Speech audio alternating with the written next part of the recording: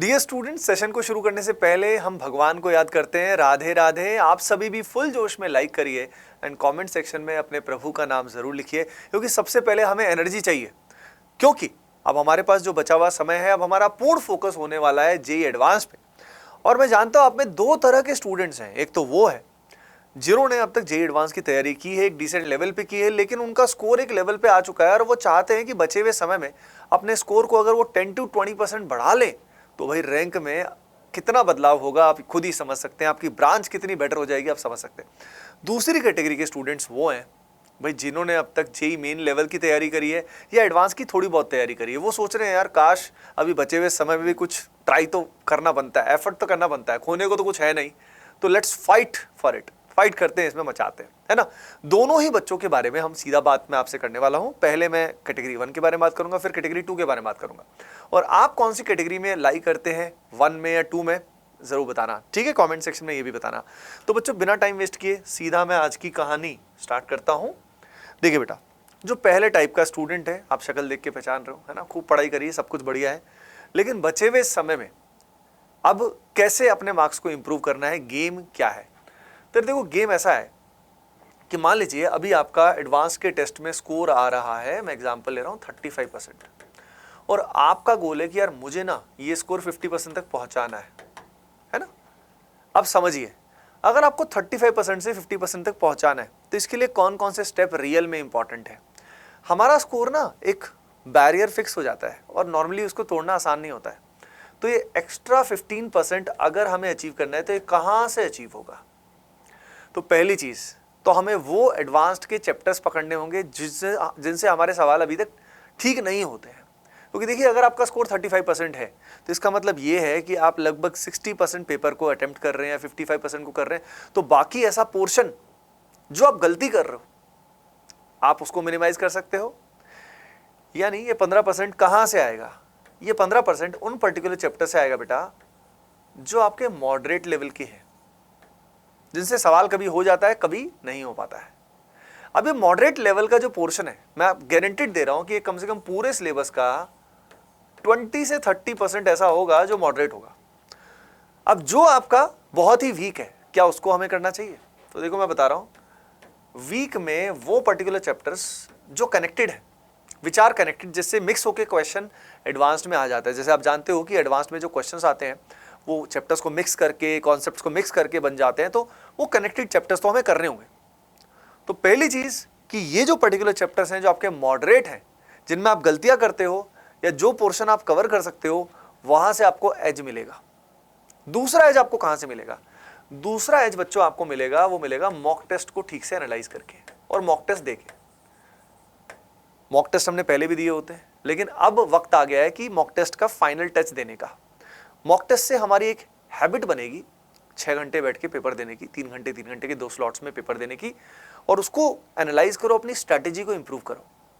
अगर आपका पेपर का स्टेमिना, पेपर को देने का स्टेमिना इंप्रूव होता है, पेपर अटेम्प्ट करने की स्ट्रैटेजी अगर आपकी इंप्रूव होती है, एक वीडियो में आगे लेकर भी आऊंगा जिसमें मॉक टेस्ट को कैसे अटेम्प्ट करते हैं ये भी मैं बताने वाला हूं, तो भाई काम हो जाएगा। तो एक तो तरीका ये हो गया कि जो मॉडरेट पोर्शन है इसको स्ट्रॉन्ग करना है, और याद रखिए जो एडवांस्ड के की कॉन्सेप्ट्स हैं उस पर फोकस करिएगा, क्योंकि आप ऑब्जर्व कर रहे होंगे कि एडवांस्ड के कई सारे की कॉन्सेप्ट्स क्या होते हैं, रिपीट होते हैं।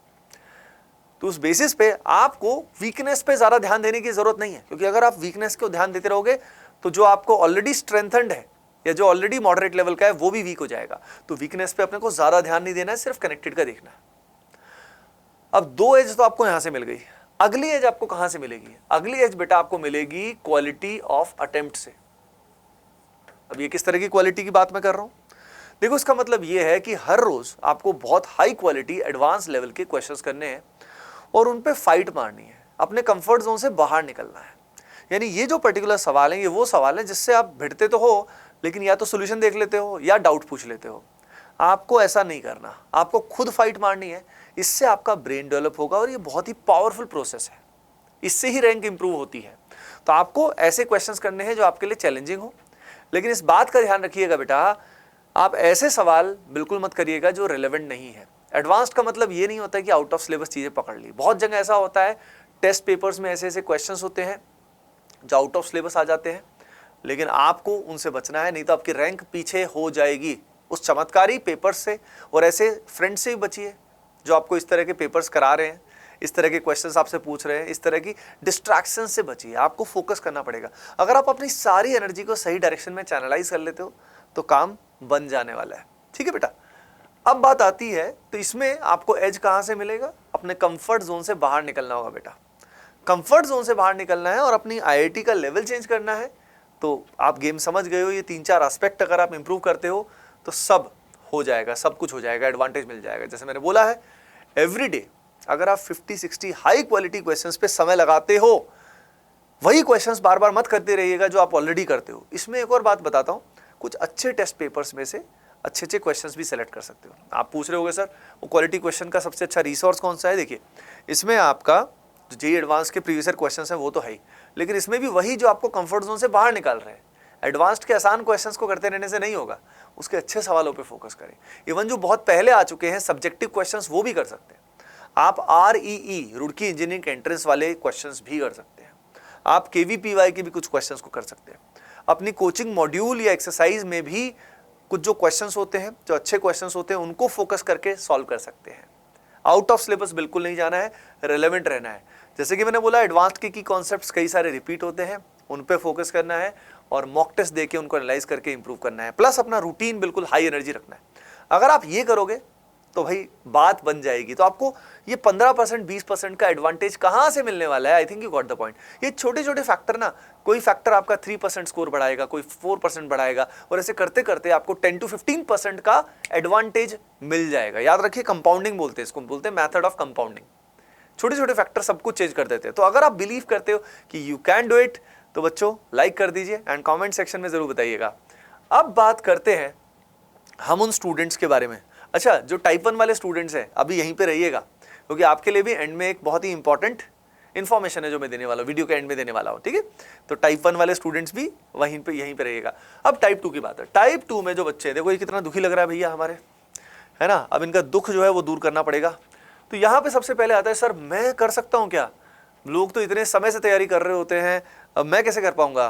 तो इसमें मैं आपको बता रहा हूँ, 80% जनता तो पहले ही मन से हार चुकी होगी कि भाई मैं कहाँ से कर पाऊंगा। इतने सालों से तैयारी करते हैं तब भी कई बच्चों का सिलेक्शन नहीं होता, और मैं अभी सोच रहा हूँ 45 डेज में मैं चमत्कारी बन जाऊंगा। लेकिन एक बात आपने सुनी होगी बेटा, मन के हारे हार है, मन के जीते जीत है। जो बच्चा मेंटली हार गया वो तो पहले से कंपटीशन से बाहर हो गया। तो आप समझ जाओ, यानी बहुत ही कम बच्चे ऐसे होंगे जो एडवांस्ड में क्वालिफाई होने के बाद, मतलब बहुत सारे बच्चे तो पहले ही हार गए। तो एडवांस में मान लो अपने 2-2.5 लाख बच्चे जो निकले, जो क्वालिफाई हुए, उसमें से भी बता रहा हूं मैं आपको, लगभग 70-80 हज़ार बच्चे ऐसे होंगे जो पहले ही हार मान के बैठे हुए होंगे कि यार छोड़ो यार, बिटसैट दे लेते हैं, या जेईई मेन से जो कॉलेज मिल जाएगा उससे करते हैं, एडवांस का मेरा लेवल नहीं है। तो सोच रहे हो एडवांस का कंपटीशन बहुत कम हो गया।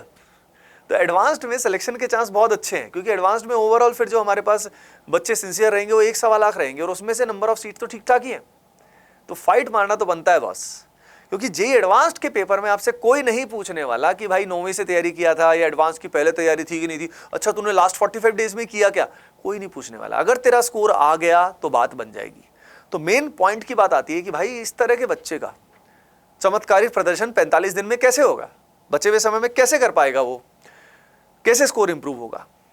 तो उसके लिए कुछ फंडे हैं, पॉसिबल है, फाइट तो करना बनता है। कैसे है, मैं स्पेशल तरीके आपको बताने वाला हूं। तो पहले तो ये मेंटल बैरियर दिमाग से निकाल दो कि नहीं हो सकता, नहीं हो सकता, नहीं हो सकता, क्योंकि अगर आपने हार ले तो फिर लड़ना ही क्या है भाई। लेकिन पॉसिबल है। ऐसे स्टूडेंट्स हैं, हर साल होते हैं जो इस बैरियर को ब्रेक करते हैं और आगे निकलते हैं। हर साल हम गाइड करते हैं, ऐसे बच्चे होते हैं। ठीक है, तो अब कैसे होगा, मेंटल बैरियर ब्रेक कैसे करेंगे, तो उसका तरीका मैं आपको बता देता हूँ। आपका समय लिमिटेड है। आप जानते हो जेईई एडवांस में जो क्वेश्चंस आते हैं बच्चों, जो क्वेश्चंस आते हैं मेनली मिक्स्ड कॉन्सेप्ट्स के क्वेश्चंस आते हैं या मिक्स चैप्टर के क्वेश्चन आते हैं। 2 तरह के क्वेश्चन आते हैं।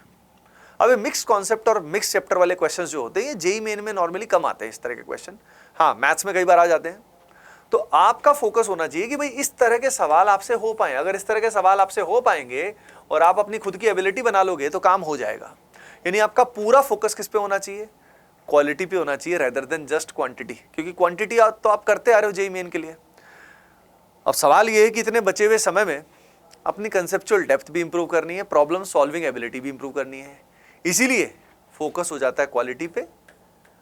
अब क्या करने वाले हो, अब इसमें मैं आपको एक मेथड बता रहा हूं। बच्चों ये मेथड जो है ये बहुत ही अमेजिंग मेथड है। ये है 70-70 रूल। ये 70-70 रूल जो है ये क्या है, ये कैसे डील करें, तो मैं आपको बताता हूँ। देखो जे एडवांस में ना बच्चों 30% में भी सिलेक्शन हो जाता है जनरल कैटेगरी, और अगर आपकी कैटेगरी कुछ और है, आप लकी हैं, तो उस केस में तो और भी मजे हैं आपके, और भी कम में काम चल जाएगा। ठीक है, तो यहाँ पे 30% अगर किसी को लाना है या 40% किसी को लाना है, पता है 60% पेपर अटेम्प्ट करके भी काम हो जाएगा अगर एक्यूरेसी अच्छी है। यानी by attempting 50 to 60% paper only we can get selection in IITs। इसका मतलब पूरा सिलेबस के चक्कर में तो नहीं पढ़ना। तो सबसे इंपॉर्टेंट पार्ट क्या आ जाता है, एलिमिनेटिंग द चैप्टर्स। उन चैप्टर्स को एलिमिनेट करना जो आपके अभी तक कमजोर है। तो देखिए मैं मान लेता हूं कि आपने जेईई मेन लेवल की तैयारी किया और कुछ एडवांस लेवल का किया होगा, तो उसमें 3 तरह के चैप्टर होंगे, एक तो ए होगा, एक बी होगा, एक सी होगा। ठीक है, ये एक्सरसाइज आपको खुद करनी पड़ेगी, है ना। अब इसमें मान लीजिए ए ऐसे चैप्टर हैं जो आपने जेईई मेन में ठीक ठाक कर लिए थे। JEE main for example, JEE main में बहुत अच्छे हैं आपके, 30% बहुत अच्छे हैं, 40% मॉडरेट हैं, और 30% अभी जेईई मेन के भी कमजोर है। अब आप खुद ही समझिए, ये जो जेईई मेन में भी कमजोर रह गए, एडवांस में तो फिर क्या ही सोचना। तो ये सी वाला पार्ट जो है ये हमने हटा देना है, ये तो हमारा गया। अब बचा हमारे लिए कौन सा, हमारे लिए बचा ए एंड बी। ए वाला जो पार्ट है इसमें सब कुछ क्लियर है, आपके फंडे क्लियर है, जेईई मेन के क्वेश्चन भी, सवाल भी हो जाते हैं, बस इनको एडवांस लेवल तक पहुंचाना है। यानी इनमें मेनली हमें करनी है प्रैक्टिस, प्लस एडवांस्ड के की कॉन्सेप्ट्स हमें पढ़ने हैं, क्योंकि एडवांस्ड के की कॉन्सेप्ट्स वो होते हैं जो एडवांस्ड में बार बार आते हैं, रिपीट होते हैं। एडवांस में काफी कुछ प्रेडिक्टेबल होता है कॉन्सेप्ट्स के मामले में, क्वेश्चंस के मामले में नहीं। और बी कैटेगरी वो है जिसमें हमें अभी थोड़ा सा भाई जेईई मेन के लेवल का भी अच्छा करना है, और फिर एडवांस के कॉन्सेप्ट्स प्लस प्रैक्टिस भी करनी है। तो सारा गेम ए और बी का हो गया। तो जब ये चैप्टर्स एलिमिनेट कर दोगे ना, आप सी कैटेगरी एलिमिनेट कर दोगे, तो आपको दिख जाएगा यार मुझे ना इस 60-70% पे फोकस करना है। अगर 70% सिलेबस पे आप फोकस करोगे बेटा, और 70% एक्यूरेसी भी आपकी आ गई, तो लगभग 45% का स्कोर आपका जेईई एडवांस में आ सकता है। यहीं पे अगर आपका एक्यूरेसी लेवल और अच्छा हो गया तो भाई साहब ये स्कोर 50% तक भी पहुंच सकता है। सत्य है, ये बात तो सत्य है। अब सवाल ये है कि अब ये प्रैक्टिस, ये क्वेश्चंस, ये एडवांस्ड के कॉन्सेप्ट्स कहां से होंगे।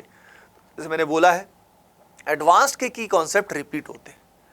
अगर आप पिछले 5 साल के पेपर्स को एनालाइज करेंगे तो यू विल सी कि एडवांस्ड के बहुत सारे क्वेश्चंस जो हैं, कॉन्सेप्ट्स जो हैं, वो बार बार रिपीट होते हैं।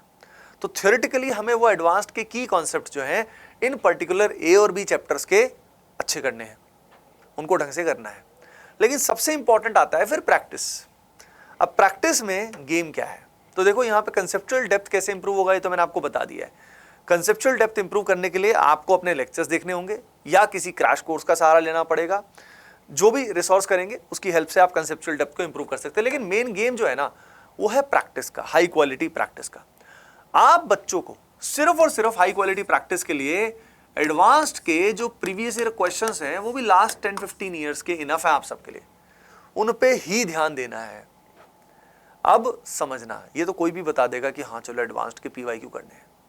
डिफरेंस कहाँ आएगा, डिफरेंस आएगा कि आप इन PYQs को अटेम्प्ट कर कैसे पाओगे,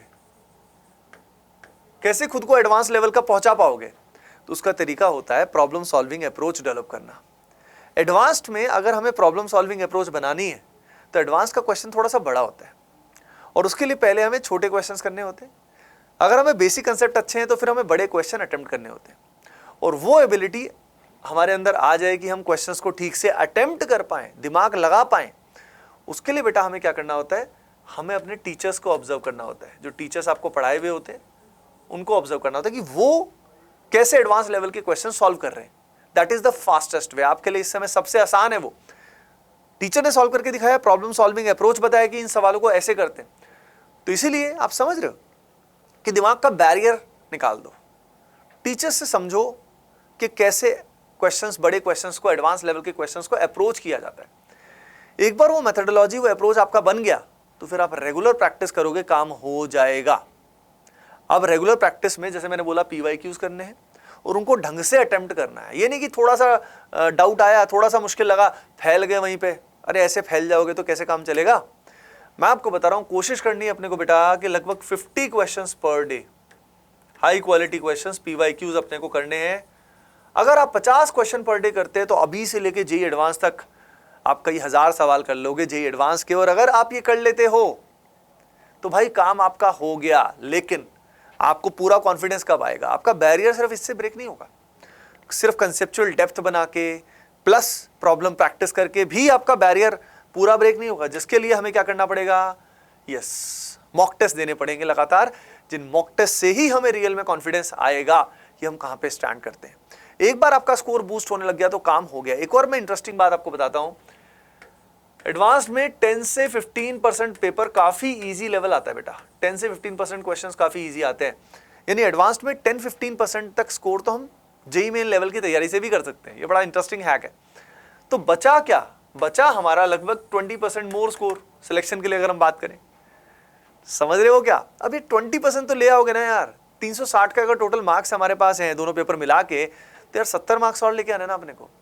और 70 मार्क्स की अगर मैं बात करूं, 4 नंबर के क्वेश्चन बात करूं, तो 18 क्वेश्चंस का गेम है। हर सब्जेक्ट में 6-6 क्वेश्चंस और नहीं कर सकते क्या? वो भी दोनों पेपर्स मिला के कर सकते हो ना भाई, कर सकते हो। इट्स नॉट दैट बिग, इतना डिफिकल्ट नहीं है जितना हमारे दिमाग में होता है। अब बात यह है, मॉक टेस्ट तो देने ही है, ऑब्वियसली वो हेल्पफुल आपके लिए होंगे। सवाल यह है कि क्रैश कोर्स आपको कैसे हेल्प करेगा। देखो, सत्य वचन ये है कि हर एक क्रैश कोर्स हेल्प नहीं कर सकता। ये क्रैश कोर्स जो है वो जेईई एडवांस्ड के लिए इन जनरल अच्छे से नहीं बनाए जाते। बहुत साइंटिफिकली बनाना पड़ता है जेईई एडवांस्ड के लिए क्रैश कोर्स को, जिसके अंदर एडवांस्ड के की कॉन्सेप्ट लेने पड़ते हैं, जो मोस्ट रिपीटेड कॉन्सेप्ट्स हैं। प्रॉब्लम सॉल्विंग अप्रोच कैसे इंप्रूव करते हैं वो बताया जाता है, और बहुत अच्छे अच्छे सवाल कराए जाते हैं।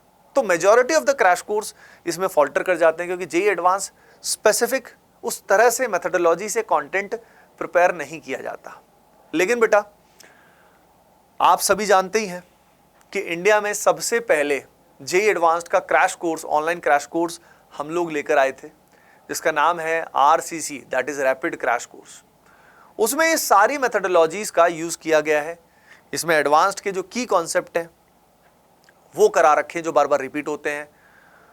मोस्ट एक्सपेक्टेड क्वेश्चंस, जिस तरह के क्वेश्चंस आते हैं वो करा रखे हैं, ताकि आपकी प्रॉब्लम सॉल्विंग एबिलिटी इंप्रूव हो। उसके अलावा कौन सा पोर्शन हमें सिलेबस में छोड़ना है, क्योंकि कई सारे चैप्टर्स क्या होते हैं, कनेक्टेड होते हैं। अब हमें पता नहीं लगता कि यार कौन सा पार्ट लूं, कौन सा पार्ट छोड़ूं, तो वो लीव खुद से नहीं कर पाते, तो वो प्लानिंग हम लोग कराते हैं। तो इसमें आपको बस फिर खुद कुछ नहीं करना, आपको बस खुद को प्लान नहीं करना है, सब कुछ हमने कर दिया, आपको बस मेहनत करनी है। तो ये जो RCC है बेटा, रैपिड क्रैश कोर्स, इसका आप सभी हिस्सा बन सकते हो अगर आप चाहते हो एक एडवांटेज, चाहे रैंक के इंप्रूवमेंट के लिए, चाहे आप चाहते हो कि आपका सिलेक्शन हो। जिस भी दोनों, जो कैटेगरी 1 स्टूडेंट है या 2 स्टूडेंट है, दोनों के लिए ही ये रैंक को इंप्रूव करने में या सिलेक्शन लाने में हर साल हंड्रेड्स ऑफ स्टूडेंट्स को बहुत हेल्प करता है। जिसमें बच्चों मैं भी पढ़ाता हूँ, मेरे अलावा जो कोटा की बहुत ही अमेजिंग एक्सपर्ट फैकल्टीज़ हैं उन्होंने इस बैच में पढ़ाया है। और इसमें सबसे बड़ी बात यह है बेटा कि जो रीसेंट ट्रेंड है जेईई एडवांस्ड का, यानी 23, 22, 21, ये जो रीसेंट ट्रेंड का एनालिसिस है वो भी इसके अंदर दिया हुआ है, ताकि आपको अंदाज़ा लग सके कि रिसेंटली किस किस तरह के पेपर आते थे, और आपका खुद का समय जो है वो बच जाए। हमारा पर्पज़ ही वही है ना। और इसके अलावा इसके अंदर आपको क्वेश्चन बैंक स्टडी मटेरियल भी मिलेगा, तो आपको जो डिफरेंट तरह के क्वेश्चंस होते हैं, जैसे रुड़की इंजीनियरिंग एंट्रेंस का या KBPY का, उस तरह के जो अच्छे क्वेश्चंस हैं वो भी RCC में मिल जाएंगे। तो ये आपके लिए, उन सभी स्टूडेंट्स के लिए वन स्टॉप सोल्यूशन है जिनको एक ऑर्गेनाइज्ड, इस समय लास्ट टाइम पे एक प्लेटफॉर्म मिल जाए जिसके हिसाब से वो रिविजन कर सके, प्रैक्टिस कर सके। ओके बेटा, इसमें आप तुरंत पढ़ाई शुरू कर सकते हो। इसमें एनरोल करने के लिए करना क्या आप सभी जानते हो, ATP स्टार ऐप या वेबसाइट पे लॉगिन करिए, स्टार बैचेस सेक्शन में जाइए। स्टार बैचेस सेक्शन में आपको RCC मिल जाएगा और वहां से तुरंत एनरोल करके अपनी पढ़ाई अभी के अभी स्टार्ट करें। ओके बेटा, चलिए फिर, होपिंग दैट ये वीडियो आपके लिए जरूर हेल्पफुल रहा होगा। लाइक कर दीजिए फुल जोश में, and I will see you in the next video. Bye bye, take care and keep doing well.